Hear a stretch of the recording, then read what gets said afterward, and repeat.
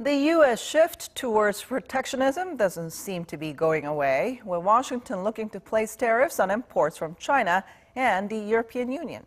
Hyesung reports. Trade tensions are back on again.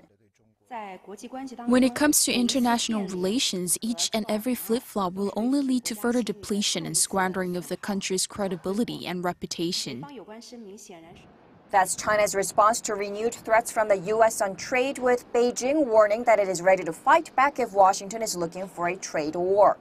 The tit-for-tat comes after the two sides had agreed less than 2 weeks ago to put the tariffs on hold, and just days ahead of a planned visit by U.S. Commerce Secretary Wilbur Ross for trade talks. On Tuesday, the White House said it will press ahead with a 25% tariff on $50 billion of Chinese technology imports and will restrict Chinese investment in the U.S. Washington added that it will announce the final lists of imports covered by the measures by June 15th and that the tariffs will be imposed shortly thereafter.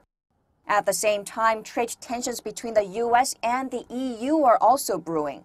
According to the Wall Street Journal Wednesday, Washington could announce plans to impose tariffs on steel and aluminum from the EU on Thursday. In March, President Donald Trump imposed a 25% tariff on steel imports and a 10% tariff on aluminum, but granted temporary exemptions to several countries, including the EU, whose exemption is set to expire this Friday. Europe is united and firm. We have worked in an extremely intensive manner in recent weeks to avoid the increase in tariffs, to allow for an evolution towards freer markets. But we are also prepared to react. Top European officials met with U.S. trade officials in Paris on Wednesday in a last-ditch effort to avoid the tariffs. But a solution appears far from reach, with both sides vowing not to back down in the trade spat. Hyesung, Arirang News.